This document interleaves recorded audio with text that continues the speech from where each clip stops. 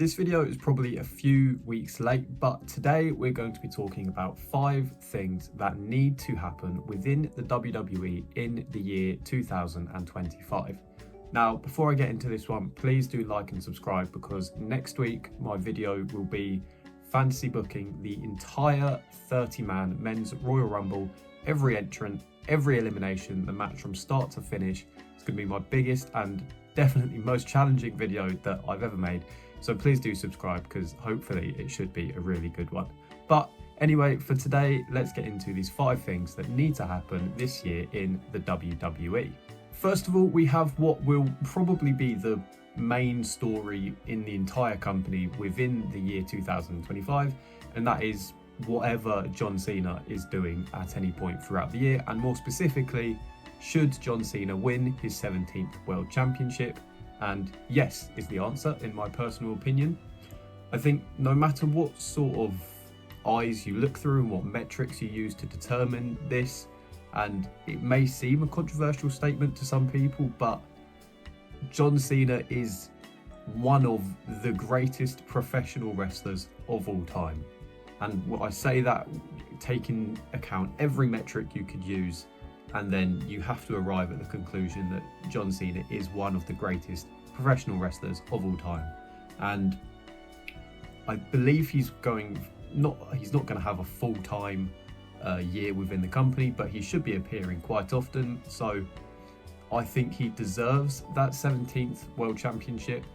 I think WWE would be quite keen to give him that accolade and take it away from it being joint with Ric Flair, purely because of Flair's sort of affiliation with other companies. You know, he's had time within TNA, he's done, I think he did a few things with AEW as well. Cena is just as much of a out and out WWE guy as you could possibly physically get. So I'm sure they would like to have him be the outright most world championships within the company. What else is there to say about that?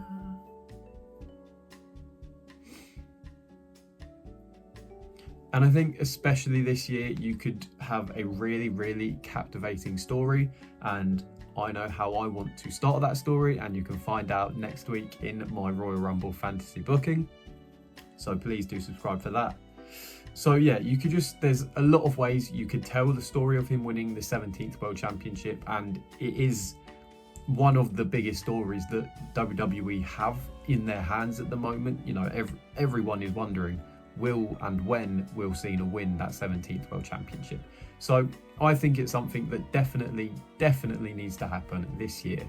And staying along that theme of people winning championships, I think Sheamus has to win the Intercontinental Championship this year, and more specifically at this year's WrestleMania.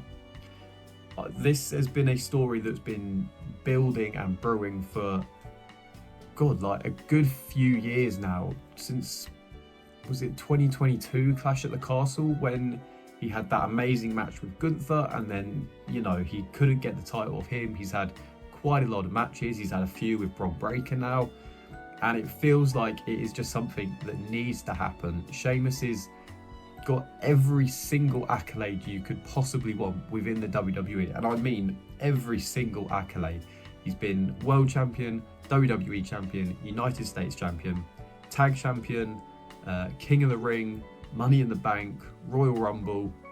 He's done literally everything except win the Intercontinental Championship, and I think it would be a genuine, just really nice feel-good moment for him to win it, and he absolutely deserves it. You know, he's in his mid-40s now, I think, and he's still putting on incredible matches. I'd actually argue that the Sheamus we have now and have had for the last few years is the best iteration of Sheamus we've ever seen within the WWE, and he more than has earned this Intercontinental Championship. And I think because the story's been brewing for so long, and it would be such a sort of capping off of years of storytelling, it has to be at WrestleMania.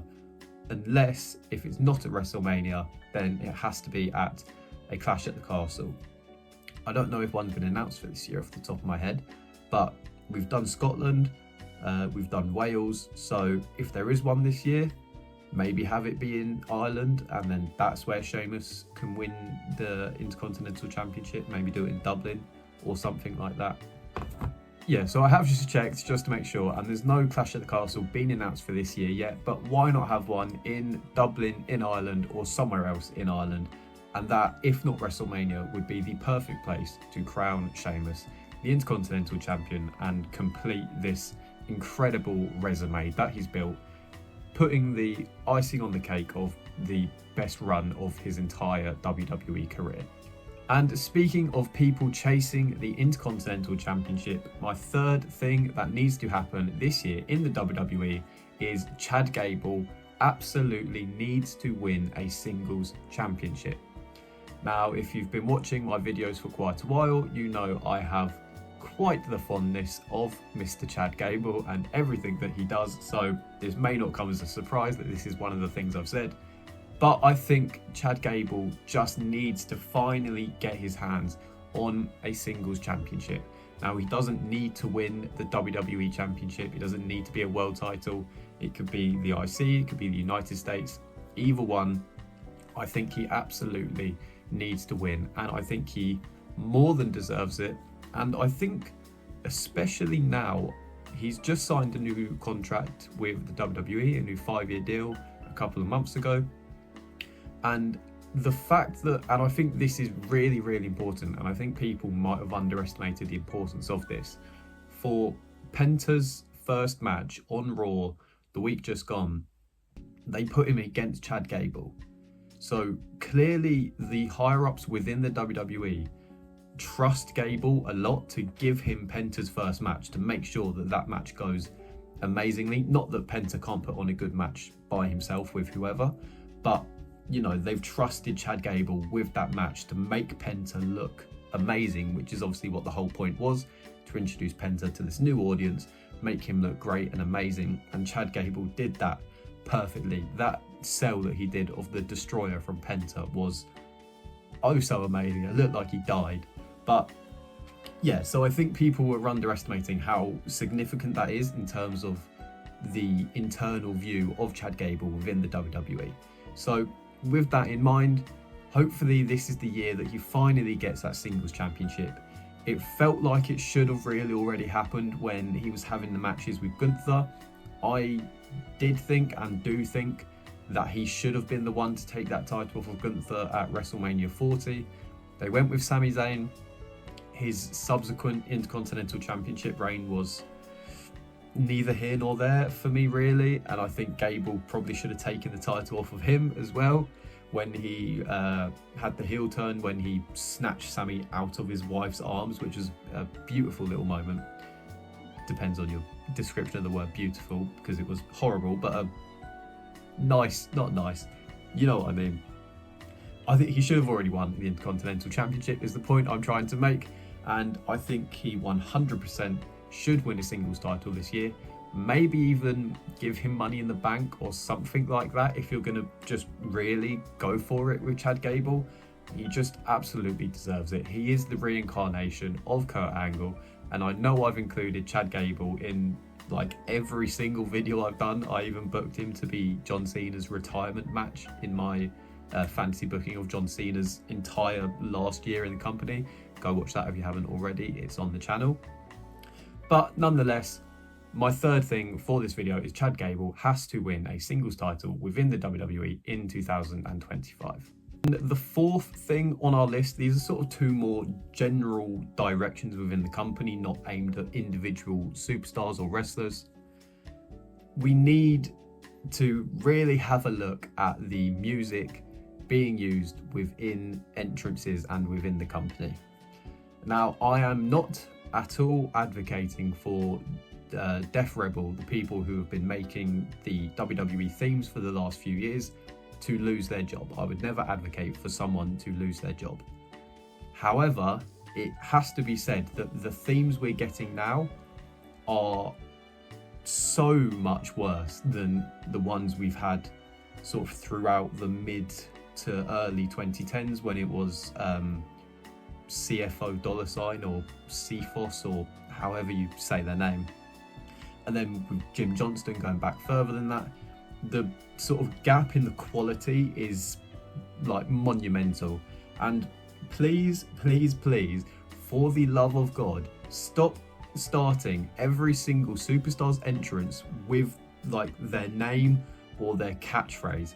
We don't need to hear "it's Tiffy time" to know that Tiffany Stratton is coming out. We don't need to hear we are DIY or anything like that. It's the generation of Cora Jade does not need to be said at the start of her theme song in NXT. It really, really annoys me because wrestling fans aren't stupid. We can understand whose music is for who without their name having to be announced at the start of everything. It works for a few very specific examples like LA Knight, because that's been in his thing. The Chelsea Green one is infuriating. I don't know why the "shush, it's Chelsea" was fine. That was absolutely fine. It worked for that. But the "it's Chelsea Green" thing, using Samantha Irvin's sort of intro for it, even though they don't use her voice for it now, is just infuriating, and you don't need to do it.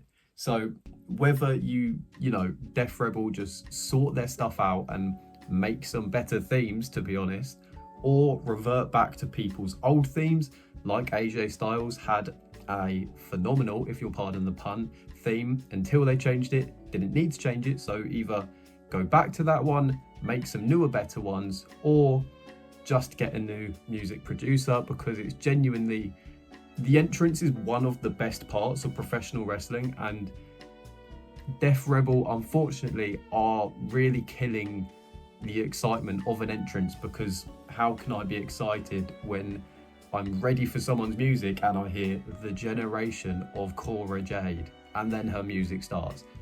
Just let music play. That was quite a heavy rant. I'm very passionate about that one, if you couldn't tell.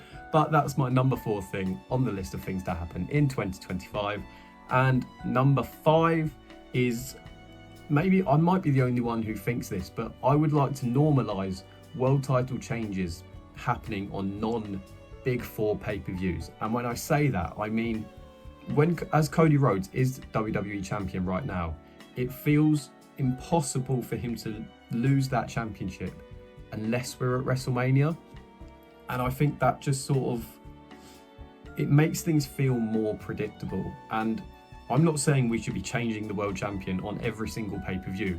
Of course not. You need to have longer reigns to make world championship changes feel important and special, as they should be, because, you know, it's the biggest prize within the company.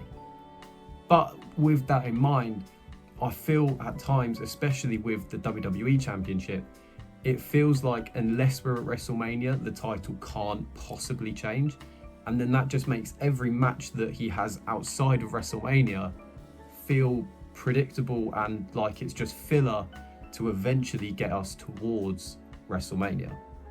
And I am not a big fan of that. I wish more world championships would happen just, you know, on a random pay-per-view, at Money in the Bank, or at, I don't know, any pay-per-view throughout the year.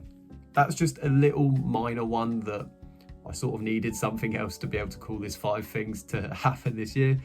But it's just a little one that I do think it does normally seem predictable with the WWE Championship. But anyway, that is my 5 things that I think should happen this year within the WWE. As I said, please do like and subscribe, A, if you're enjoying the content, and B, so that you don't miss next week's video, my biggest, most challenging video I've ever made to date. I've already spent hours making it, and I'm just holding off recording it for SmackDown this weekend in case any more names get announced so I don't miss anyone out.